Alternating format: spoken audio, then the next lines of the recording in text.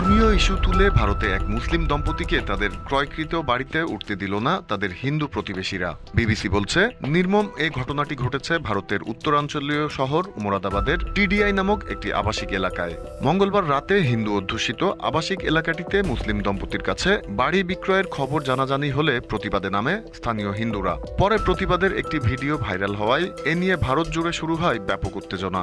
মেঘা অরোরা নামের এক স্থানীয় বাসিন্দা জানিয়েছেন, কারো সঙ্গে পরামর্শ না করেই মুসলিম দম্পতির কাছে বাড়িটি বিক্রি করেন অশোক বাজাজ নামের এক চিকিৎসক। অরোরা বলেন, আমরা আমাদের মন্দিরের সামনে মুসলিম পরিবারকে সহ্য করতে পারি না।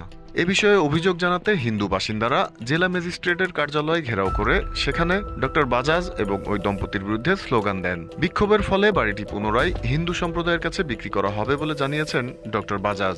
এর আগে 2021 সালে একই ঘটনার সম্মুখীন হয়েছিলেন দুটি মুসলিম পরিবার। বাড়ি কেনার পর কট্টরপন্থী হিন্দু সংগঠনগুলোর তোপের মুখে পড়েছিলেন তারা।